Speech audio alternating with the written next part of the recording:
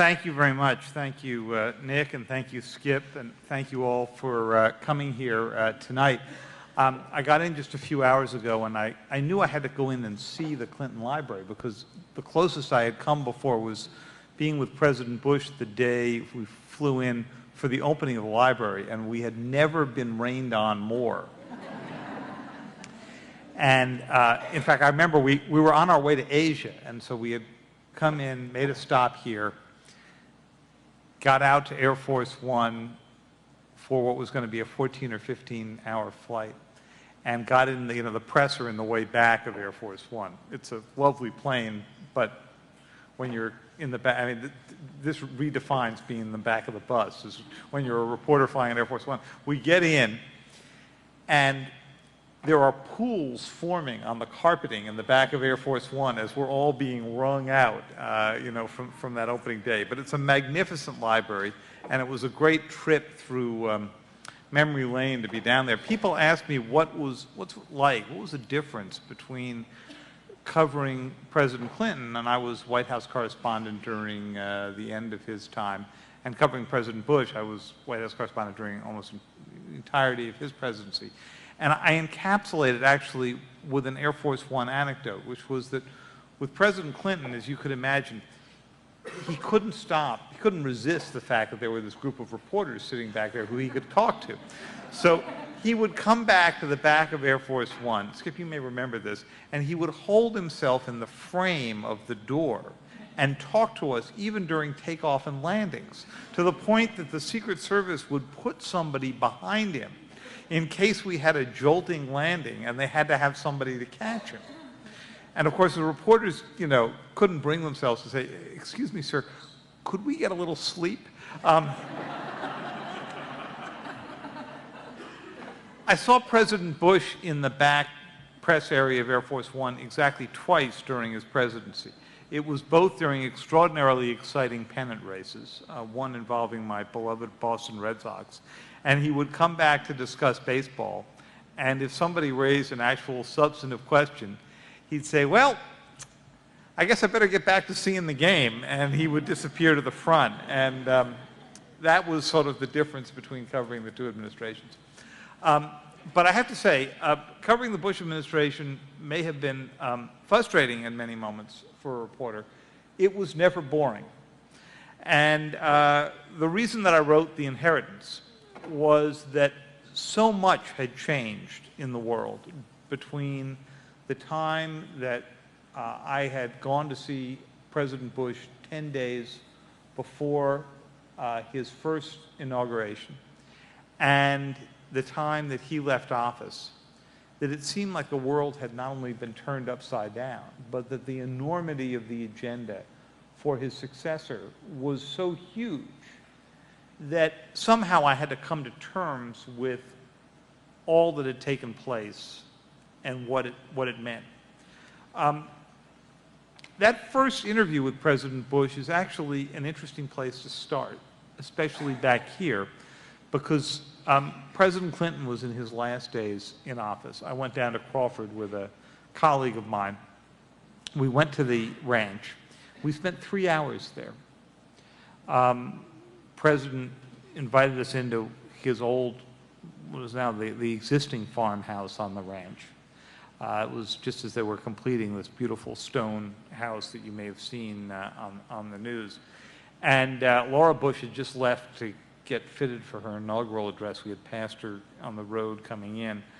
And we were just getting up into the farmhouse, and he looked at us and he said, "Wipe your feet well, boys, because I may have just been elected President of the United States, but if Laura gets back here and there is mud in the living room, it's coming out of you can imagine where the rest of this conversation went." But we had a fascinating discussion of the world that he was inheriting at that moment. And I've gone over the transcript of it many times, and what's astounding is not what was discussed, but what we didn't discuss. We never discussed Osama bin Laden or Al-Qaeda. I didn't have the wisdom to bring it up, although I certainly knew about their existence. He never raised terrorism as a significant issue. We talked about Iraq, But in the course of the conversation about Iraq, he simply made the case that he thought that Saddam Hussein could be contained, that the sanctions that President Clinton had put on him were being ineffective. I think that was beyond dispute. But he had no indication to me, and I don't think he had really thought about the possibility that he would want at any point to launch a military action to depose him. We never discussed Iran or its nuclear program. Much of its nuclear program was not known in public at that time, and only bits of it we now discover were known in private. We discussed North Korea for a bit. It struck me that his view was if we sounded tough enough, the North Koreans would collapse. And maybe that's a good place to start, because the lesson of the inheritance, as I looked back over these 8 years, was that Iraq turned out to be what I call in the book the great distraction. And that is not to say that Iraq was the wrong war to get involved in, or the right war to get involved in, or the right war poorly executed, which I think is where a lot of Americans came down pretty quickly. But rather, it is to say that the premise of the war was that we would go in fairly quickly, demonstrate that we would not tolerate a rising threat to the United States, because after 9/11, our tolerance level had changed dramatically by the President's own accounting. That they would be knocked over fairly quickly. It might be a tough war, but I think everybody inside the White House believed after the Taliban fell in Afghanistan that it wouldn't be that tough. And that then what would happen would be a repeater effect around the world in which the Iranians, the North Koreans, other potential enemies of the United States would basically call up and say, do you guys have a P.O. box by any chance where we could mail you our nuclear weapons and the equipment to build them? Because we saw what happened to Saddam and we don't want it to happen to us. And no one seriously considered the alternative scenario, which was that we would get bogged down in Iraq, that the war would be much more complex than we thought, and that the result would be a huge opportunity cost. An opportunity cost that kept us from dealing with much greater threats to the United States that were rising around the world, countries that really had or were developing nuclear weapons, but that the President couldn't talk about after the intelligence failures of Iraq. Or rising powers, China being a great example, with whom we had huge opportunities, but we couldn't focus on exploiting those opportunities because the war, as it ground on into a second year and a third and the fourth, which was the worst of all, 2006, that so occupied the attentions of the central leadership of the United States that we simply could not focus on either confronting these rising threats or exploiting new opportunities. And so what Barack Obama is left with is a world in which we have lost an enormous amount of time, an enormous number of opportunities, and most importantly, a huge amount of leverage, enormous leverage. And let's face it, we still live in a world of power relationships. It's wonderful to be able to go out and say, we're going to make diplomacy our #1 priority, as President Obama has said. And I think that's great. More power to him if he can make it happen. But diplomacy only works if it's backed by leverage.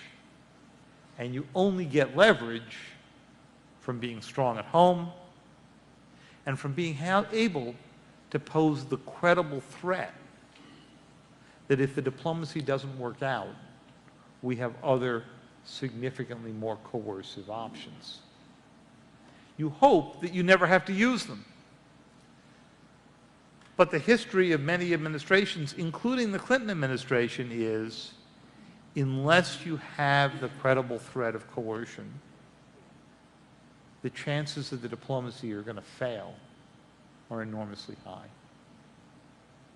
So let me walk you through a bit some of the agenda that President Obama faces. And let's take it as a given for the next few minutes that the first priority he's going to face, the one he's talking about tonight at his first news conference, is in fact the economy at home. And during the question and answer period, if we want to discuss more about that, I'm happy to go do it. Obviously, he's got to deal with that for domestic political reasons. He's got to deal with that for domestic economic reasons. He's got to deal with that because our unemployment rate is going out of sight, because our banking system has seized up, but also because if we don't solve this problem here at home, that weakness will radiate abroad. But he's also got the time running out on a number of other problems that we allowed to fester while we spent all that time, that resource in Iraq. Let me start with Iran, because it is in many ways the most complex problem of all. In the book, one of the pieces of news in the book is that last spring, the Israelis came to President Bush secretly with some requests. They came to the president, who had basically invented the preemption doctrine, and said, it's time for us to preempt. We would like from you the bunker-busting weapons that we're developing, the U.S. is developing for our own military. We would like refueling capability so that we can reach Iran from Israel. We would like overflight rights over Iraq. And we would like all of this because we think the moment is getting close where we have to take out the Natanz site, which is the main site in Iran where the enrichment of uranium is underway. None of us in the news business, none of us in Washington, apart from a very small circle around President Bush, knew that this request had come. Nor did we know that President Bush had said no on the bunker busters for fear that it would start up a regional war that we would not be in a good position to deal with, because we had 140 troops all sitting as potential hostages in Iraq, next door to Iran. He said no on the refueling capability. And he said hell no on the overflight over Iraq itself. And the reason he said that was a fear that if the United States appeared to be complicit in an Israeli attack on Iran, that the Iraqis would be driven into Iran's arms, that we would be literally asked to leave Iraq now. Now, what we'll never know is whether the Israeli request was real, whether they had really made a decision to go mount this attack, or whether they were bluffing, that they figured that George Bush was their best shot at dealing with this issue, and they thought that they had a commitment from him that he would deal with this issue, and that only by threatening military action themselves was there a decent possibility that President Bush would act on this problem before he left office. President Bush's response to them was really fascinating. He said, I can't give you all of these. He did give them some defensive radar in case the Iranians launched missile attacks on Israel. But he said, one of the reasons I'm not giving you this is that we have recently launched a big covert program to try to take out the Natanz facility by other means. By means that would be a lot less aggressive than having an airstrike show up over Iranian territory. So give this a chance. And this worked because the Israeli government at that moment was in a state of collapse, a collapse that's really only going to end tomorrow with the elections in Israel. And all of these issues are going to be right back on President Obama's agenda. I don't know whether it's going to be 3 months from now, or 6 months from now, or a year from now, but you can bet that since the Iranians are still producing centrifuges as fast as they were producing them before, these are the machines that spin at supersonic speeds to enrich uranium, that since they are doing that, there is no doubt that at some point you are going to see the Israelis back at the White House asking for help to do the same thing. So as I said, time is ticking away. And when we get to the questions and answers, I'd be delighted to talk more about how we wrote the story on that, how I dealt with it in the book, and particularly how I dealt with the sensitive issue of trying not to give the Iranians enough of a sense of the specifics of our covert activities that it would help them, but to give all of you a sense of what the real choices are that are facing President Obama.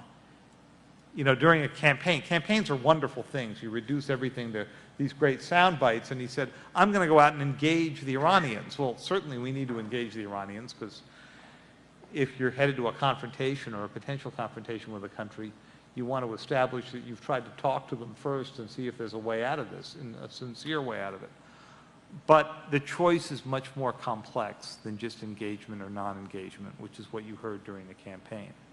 Because you've got to engage them while you're either going ahead with or suspending this massive covert program that President Bush has started up.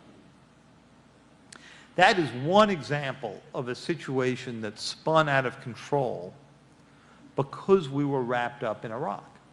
The Iranians looked at what we were doing and they said, these guys have used their entire army and tied it up in one country that is conveniently shares an unguarded border with us.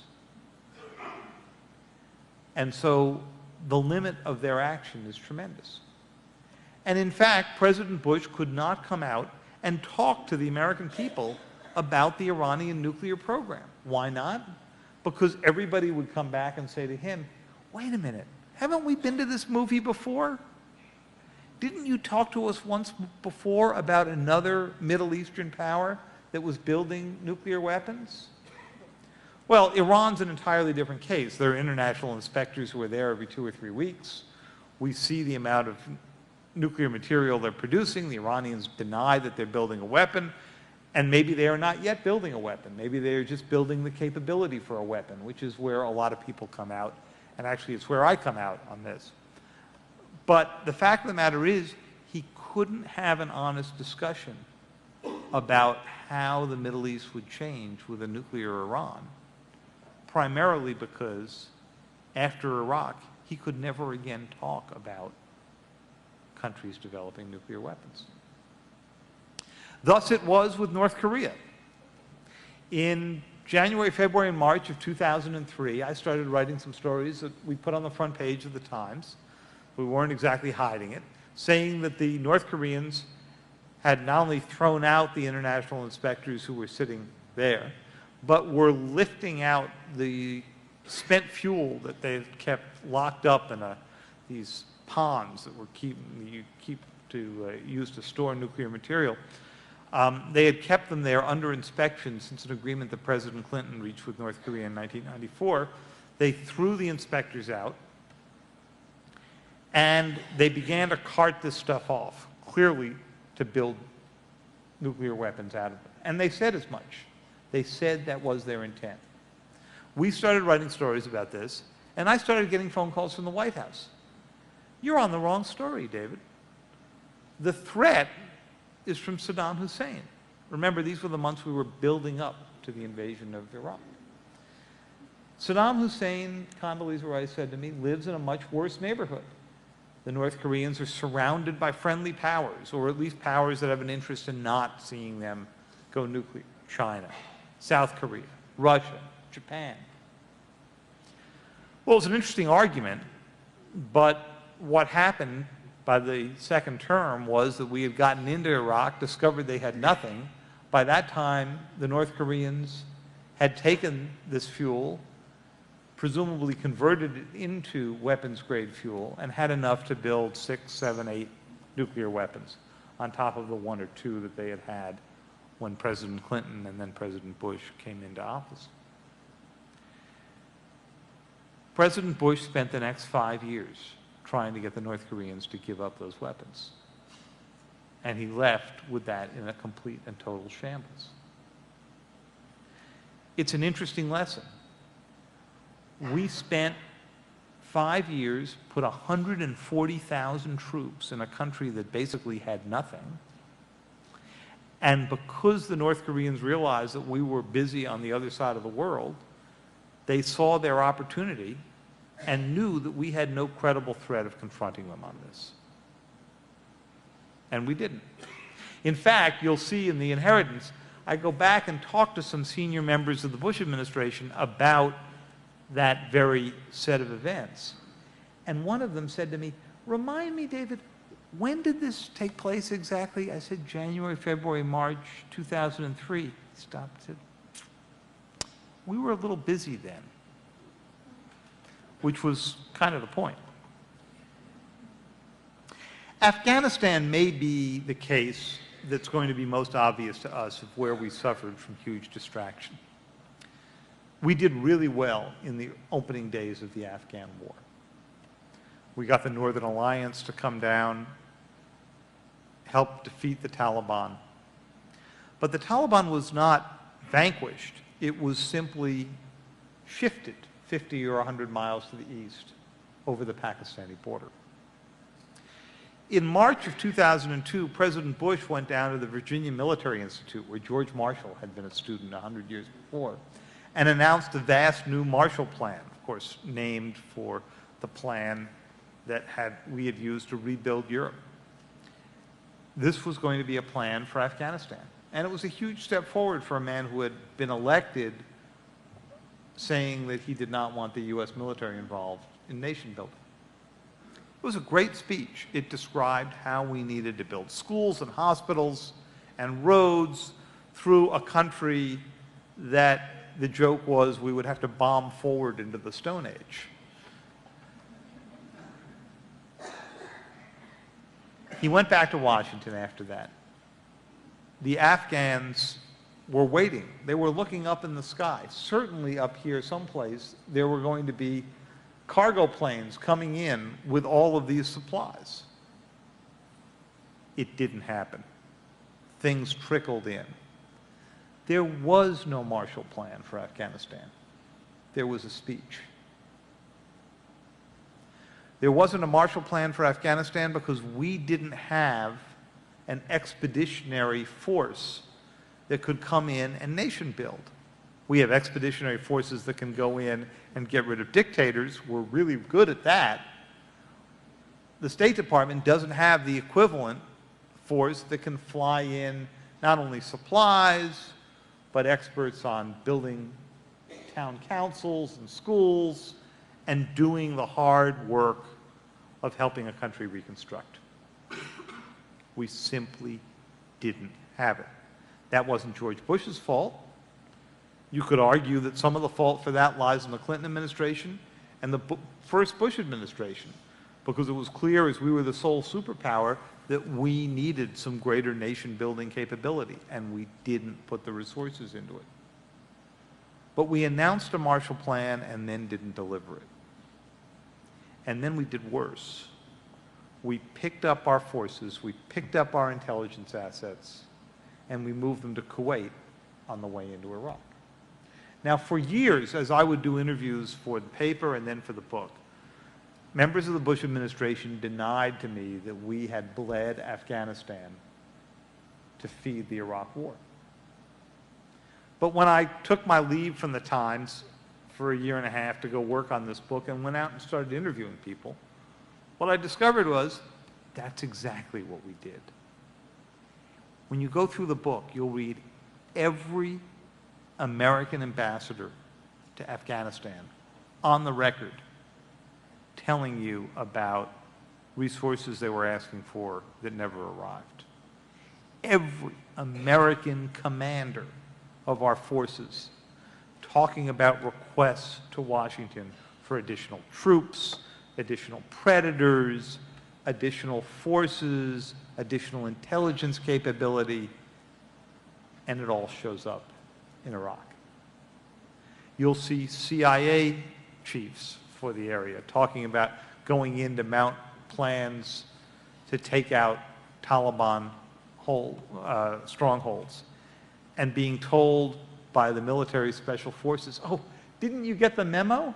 Our weapons just shipped out to Kuwait. We're off to the next project. And so what you're seeing unfold now, as Iraq is finally settled down, thank God, good elections have happened, we are trying to move our forces slowly back into Afghanistan, but in the interim, we have lost vast swaths of the country, and it's not clear that we're going to get them back. Across the border is Pakistan, and I spent a fair bit of my time focused on the question of could Pakistan fall, and could the 100 or so nuclear weapons that Pakistan has developed since 1998 when they conducted their first nuclear test in the midst of the Clinton administration, could those weapons fall into the hands of any of the insurgencies operating inside Pakistan? It's a pretty scary question because Pakistan is where insurgents, the Taliban, Al-Qaeda, a weak government, a corrupt intelligence agency that is funding the Taliban half of its time, all merge in a country that's got 100 weapons and nuclear laboratories that have already been the greatest source of proliferation in modern world history.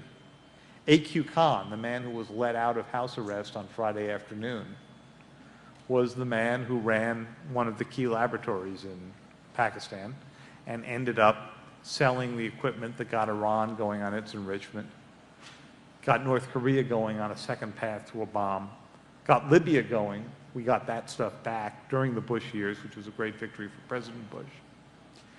And we don't even know how many other countries he sold to. We don't know because the CIA and international inspectors have not been allowed to interrogate him. Why not?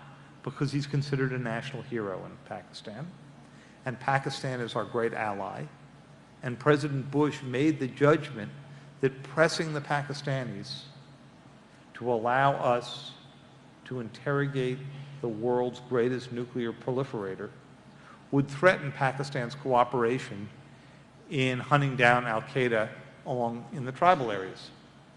Well, this one didn't work out so well. By the time they left office, we still had Al-Qaeda in the tribal areas, and we still didn't know who Pakistan sold this stuff to and who A.Q. Khan sold it to.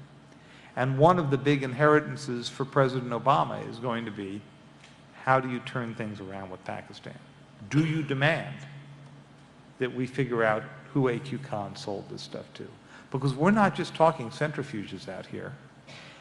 As we've revealed in the Times over the past year, in the computer systems of A.Q. Khan's associates around the world, we have found not one, not two, but 3 separate, complete bomb designs, the blueprints for building a full weapon. And we simply don't know how many times they've been copied or where else they may be.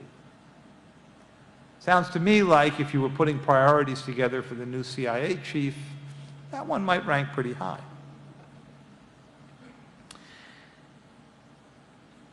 I spent a fair bit of time back in China for this book. I had been, in younger days, a correspondent for the Times in Asia. One of the greatest jobs one can ever have.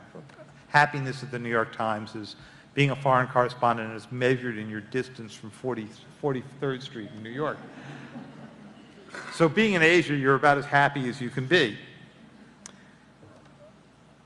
China was a fascinating case in our distractions of Iraq, because the Chinese believed when President Bush came in that they were public enemy number one.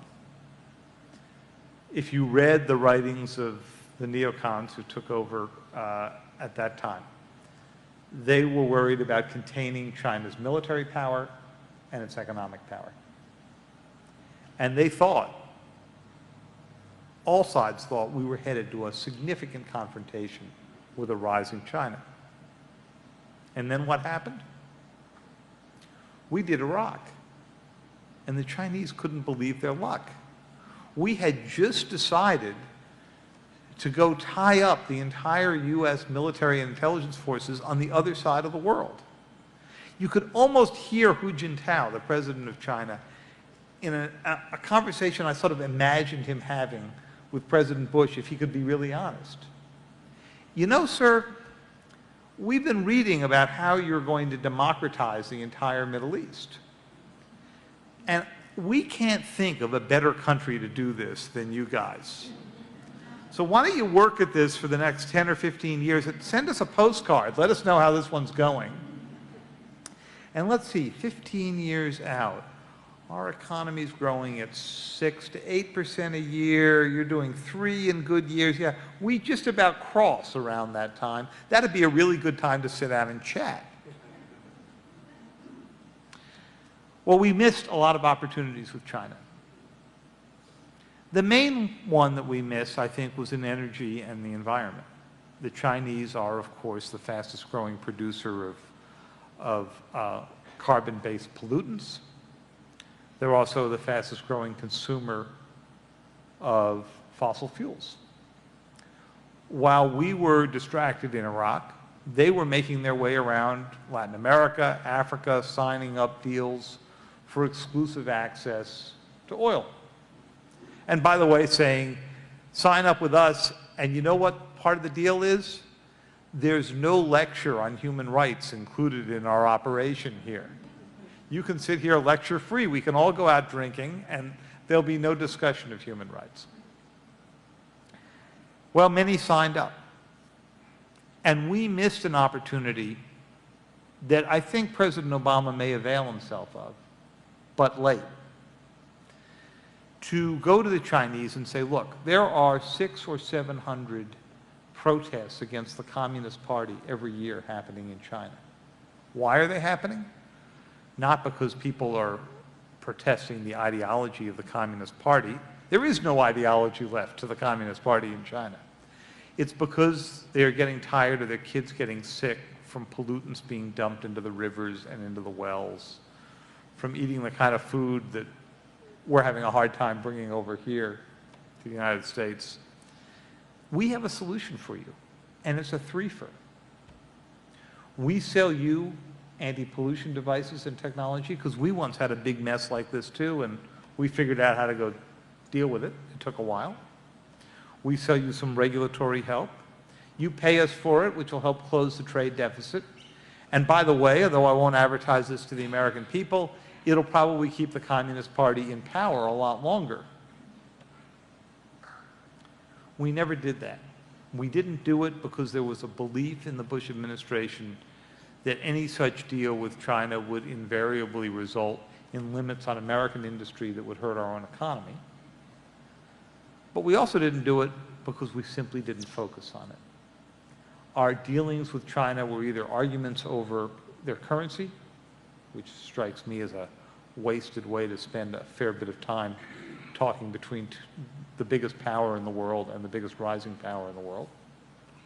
And secondly, discussions about North Korea, which we needed to go have, but in which we overestimated China's interest in making North Korea non-nuclear. We never had the serious conversation we needed to have on the looming threats of energy and environment, the areas where we could have confrontation between the countries. This is not an all gloomy tale. We have many opportunities ahead, but we don't have much time. We don't have much time in part because the economy could be for Barack Obama what Iraq was for George Bush, the all-consuming issue. The second reason we don't have much time is that the Iranians are getting pretty close to a weapon. The North Koreans already have 8 or 9, and if we think we're getting them back, I mean, it's a nice headline to say that they've reached an agreement, but I'll believe it when I see the weapons delivered. Because Afghanistan has gone from bad to worse to really bad, and the Obama administration is going to have to make some fundamental decisions. They've already said we're not there to create a democracy, we're just there to get stability.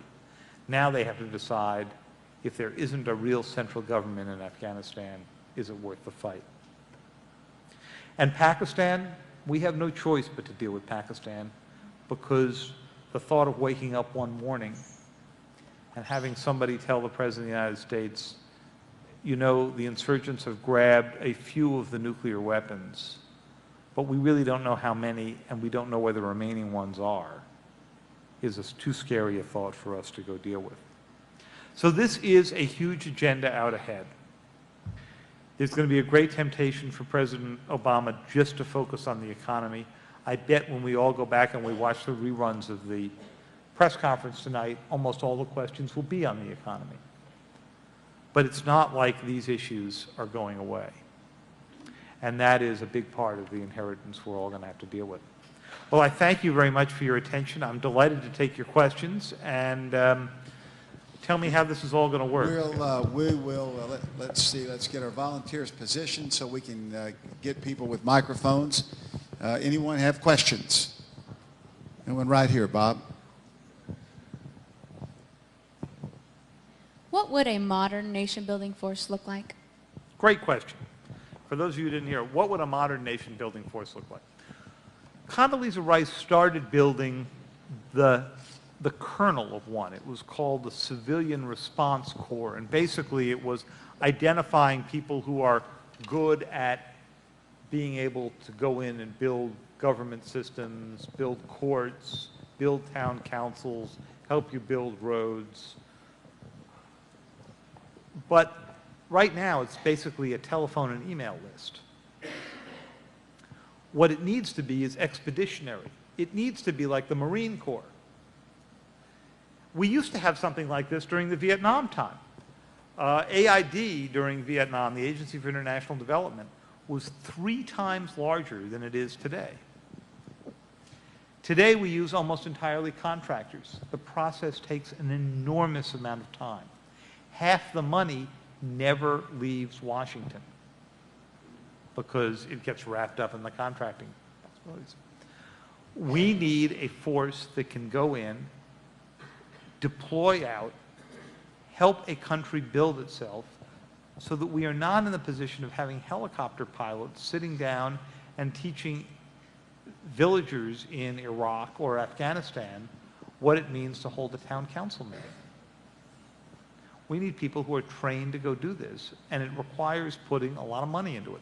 The one who has made that argument most convincingly of all is the Secretary of Defense, Bob Gates, the only member of the Bush cabinet to stay over into the Obama cabinet. And there was a reason for that. He has, he's the one who makes the point, not an original point to him, but one he has repeated wonderfully, that we have more members of military marching bands now than we have Foreign Service officers. I went back, I checked that number. When I thought, sometimes as a reporter, you hear something and you say, that's a fabulous story, it can't be true. Well, it was true. We also spend more on health care in the Pentagon than we spend on our entire diplomatic and nation-building budget. Something's out of whack. Got a question, Bob, right behind you. Hi, thanks for coming to speak with us. My name is Ashley Davis. I'm a student here at the Clinton School. In one of your recent articles, you had said that the stimulus is going to be the easy part, but the bank bailout is going to be the hard part. And then Boy, are you reading well. Great.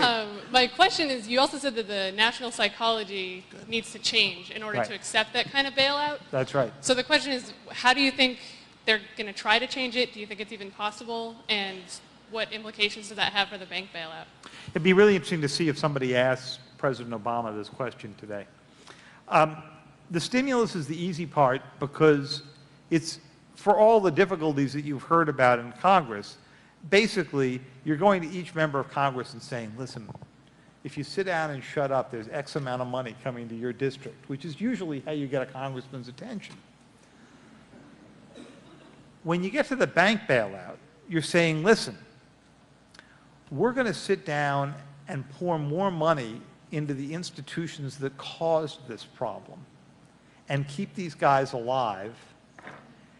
And we may or may not be requiring that they take that money and re-lend it so that you can get more houses being built out. Because frankly, the problem with our financial institutions right now is their capital base has eroded. So the dirty little secret of this is if you pump the capital in, to some degree you want it to stay there so that they feel stable and over time feel that they are able to loan again. And you don't want to mandate lending to people who won't be able to pay back the loans on their houses, because that's how we got into this problem to begin with. That's the truly unpopular part of this deal. How do you sell it? Beats me. I mean, you know, imagine you call your Treasury Secretary and say, look, I've got a great job for you. Will you go out and explain why it is that we're going to give more money to the same bankers who made the mistakes that did this to begin with? So you begin to do it with things like the $500,000 banking limit. Now, we ran a story over the weekend that was sort of tongue-in-cheek in our style section about how you live on the Upper East Side on a mere $500,000 a year. Out of sympathy, all New York Times reporters have agreed that we too will agree not to be paid more than $500,000 a year for what we're doing. Got a question right here. Thank you again for coming.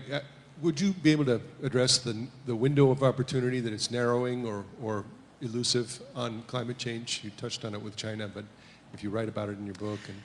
You know, I think there is now an agreement that climate change is a huge issue, but there seems to be disagreement about how big that window of opportunity is, how much it's closing.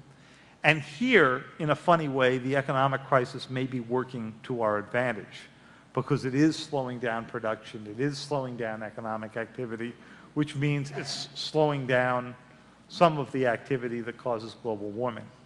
But those are going to be small glitches in what has been a century-long motion. And I don't know how long we have on this. What I do know is, had we started 8 years ago, we'd be in a better situation than we were today. Had we started 16 years ago, we'd be in a really better situation than we are in today. Questions?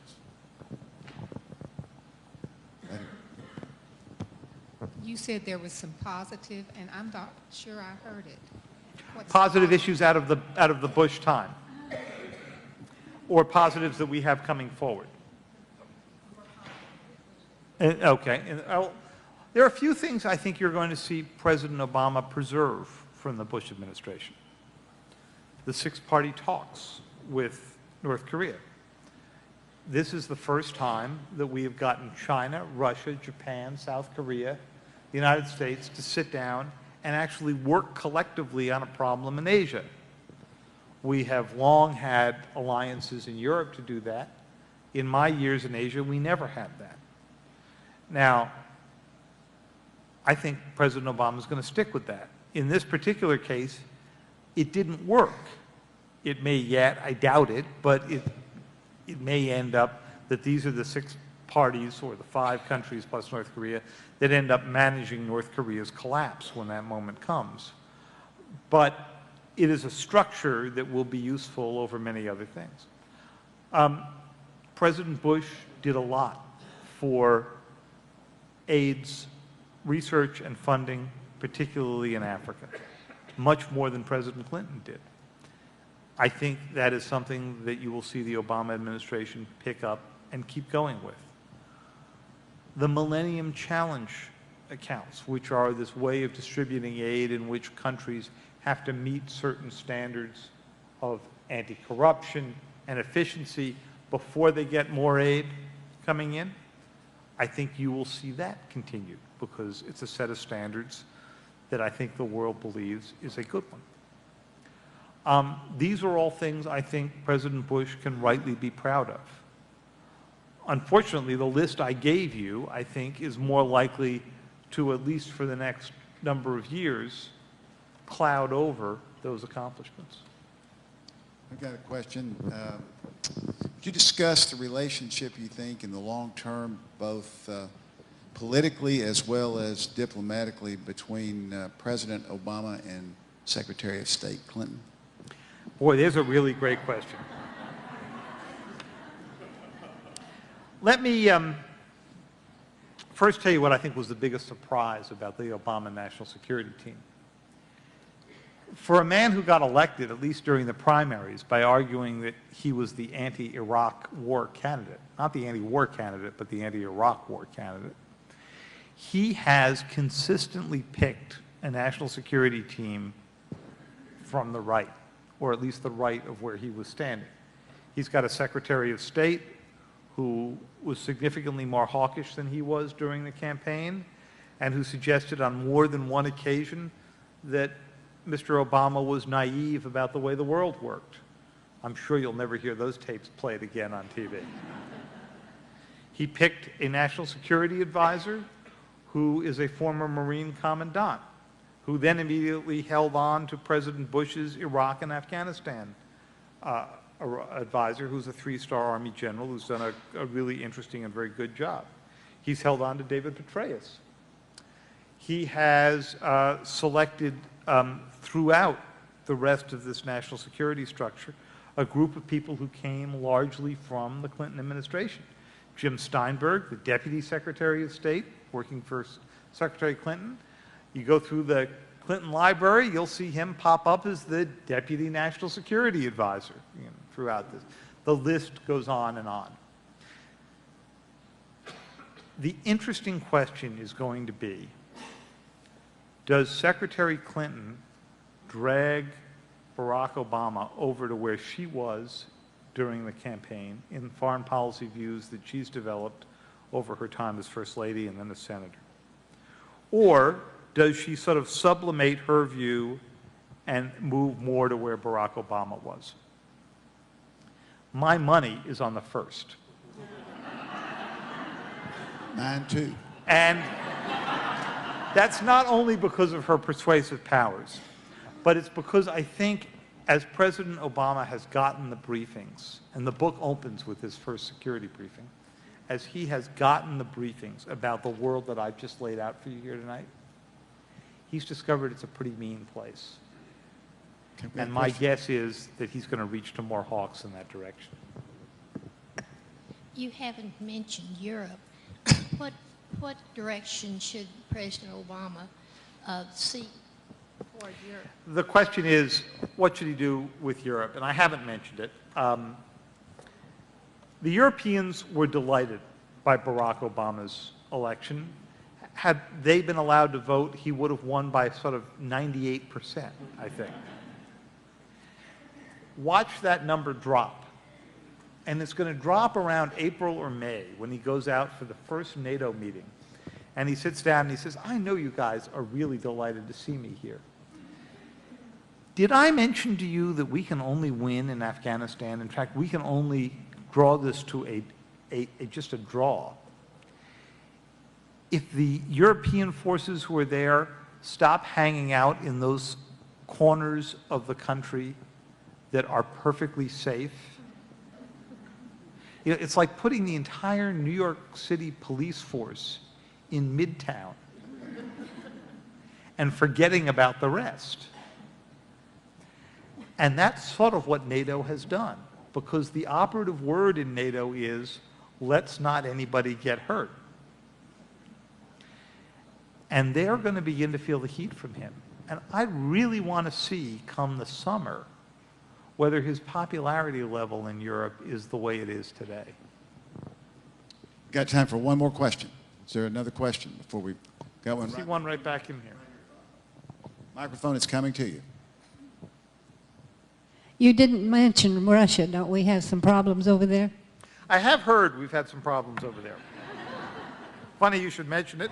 We have another hour, Skip, did you say? Yeah. I'm actually slightly more optimistic about what we can do with the Russians. That may be a fool's approach to this.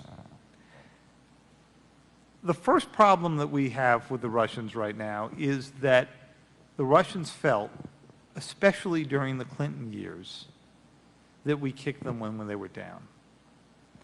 That we talked to them, but basically we let them fall into third world status. Some of this we did. It was President Clinton who decided to expand NATO right up to their borders, and they didn't like it, but they couldn't say very much about it until oil went to 140. And if you're Russia, when oil goes to 140, you're suddenly feeling pretty good about yourself all over again. And it was at that moment that we saw them begin to talk about dealing with the near abroad. And so we had the Estonia conflict, we had the invasion of Georgia. They're very concerned about those countries closest into them. And I think the first test for President Obama in this case is going to be, does he back off some from this plan to put our anti-missile systems in Poland, for example? It's an interesting story here. Prime Minister Putin, then President Putin, came to Kennebunkport a summer before last and sat down with President Bush for the last really decent conversation they had before things got really bad. And he said, look, you keep saying this anti-missile system is designed to face the Iranian threat. So here's a deal. Let's build it together and let's put it inside Russia. That way I'll know it's not aimed at Russia's facilities, and we'll have a united core against Iran. President Bush turned this deal down because the other side of it was that the Russians would not allow us to move ahead to put this thing in Poland. I think you're now going to hear an interesting line out of the Obama administration. The first thing they're going to say is, let's not rush ahead with missile defense till we're certain it works. Well, we all have our doubts, let's face it. And the second thing he's going to say is, the Poland deployment is years away.